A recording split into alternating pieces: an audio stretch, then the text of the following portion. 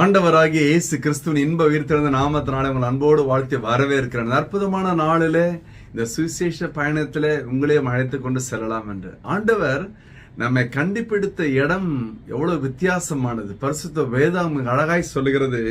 உபாகம் 32:10 பாழான நிலத்திலும் ஊழை இடுதலுள்ள வெறுமையான அவாந்திர வெளியிலும் என்னை கண்டுபிடித்தார். அப்படின்னா ஒருவரும் கவனிக்காத ஒரு இடம், பாழா போன இடம், அது யார் வரப்போறாங்க இல்லைங்களா? ஊழையிடுதலுள்ள வெறுமையான அவாந்திர வெளி. ஊழல் எங்க ஊழிடம்?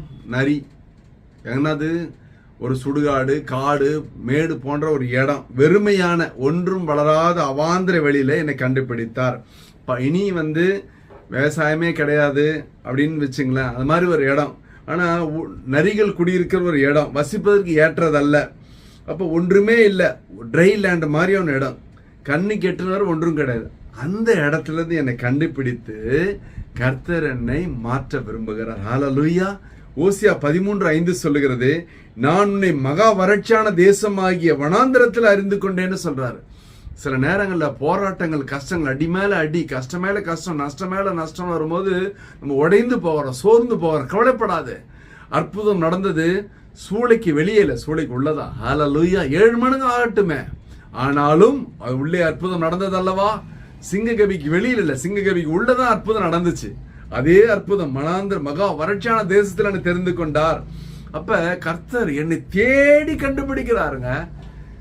லூக்கா 15:4-5 சொல்கிறது, உங்களில் ஒரு மனுஷன் 100 ஆடுகளை உடையவனா இருந்து அவைகளில் ஒன்று காணாமற் போனால் 99 ஆடுகளையும் வனாந்திரத்தில் விட்டு காணாமற் போன ஆட்டை கண்டுபிடிக்கும் அளவும் தேடி திரியானோ?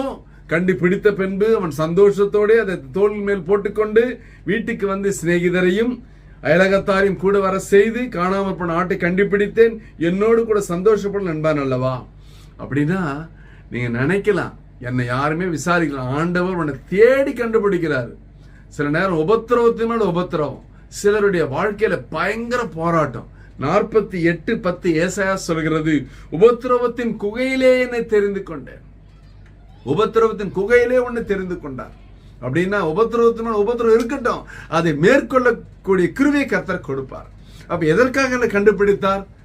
லூக்கா 15:7 மனம் திரும்ப அவசியம் இல்லாத 99 நீதிமான்களை குறித்து சந்தோஷம் உண்டாகிறதை பார்க்கலாம், மனம் திரும்புகிற ஒரே ஒரு மாஸ்லாம நிமித்தம் மிகுந்த சந்தோஷம் உண்டாயிருக்கும் என்று உங்களுக்கு அந்த ஒரு நபர் நீங்களாய் நானா ஏன் இருக்கக்கூடாது?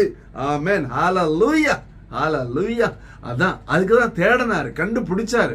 அவாந்திர வெளி, வறட்சியான இடம், மிக வறட்சியான இடம். எதற்காக தெரியுங்களா? விளையாட்டுக்கு அல்ல, ஏதோ ஒரு உன்னத நோக்கத்துக்காக மட்டுமே. அது எந்த உன்னத நோக்கம்? ஏசாயா 62:3 சொல்லுகிறது, நீ கர்த்தருடைய கையில் அலங்காரமான கிரீடமும் தேவனுடைய கரத்தில் ராஜ முடியுமா இருப்பாய். ஹல்லேலூயா, ஹல்லேலூயா, ஹல்லேலூயா. அப்ப கர்த்தருடைய கையிலே நீ ஒரு அலங்காரமான கிரீடம். அதனாலதான் உன்னை தேடி கண்டுபிடித்தார். நீ விலையேற பெற்றவன், விலை மதிப்பற்றவன். அதற்காக விலையில்லாத, தன்னுடைய விலை மதிப்பில்லாத தன்னுடைய ரத்தத்தை சிந்தி உன்னை மீட்டுக் கொண்டார். ஹல்லேலூயா. இந்த அற்புதமான ஆசீர்வாத திருநாளில ஒரு விசை கூட அவரை நோக்கி பார்க்கலாமா? ஹல்லேலூயா, ஹல்லேலூயா, ஹல்லேலூயா. அப்பா ஸ்தோத்திரம் ஆண்டவரே. இதோ பார்த்துக்கொண்ட பிள்ளையோட வாழ்க்கையில என்னை விசாரிப்பார் இல்லையே, கேட்பார் இல்லையே என்ற அங்கலாய்ப்போடு பார்த்துக்கொண்ட வாழ்க்கையிலே நீ விசாரித்து உயர்த்துகிறோம் என்பதை வசனத்தின் வழியாக பேசும் தயவுக்கா நன்றி ஆண்டவரே. ஒரு மாற்றம், ஒரு மறுமலர்ச்சி உண்டாகட்டும் சுவாமி.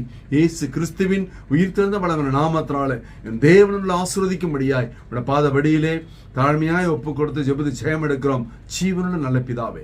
ஆமென். கர்த்தர் உங்களை ஆசீர்வதிப்பாராக. Praise the Lord.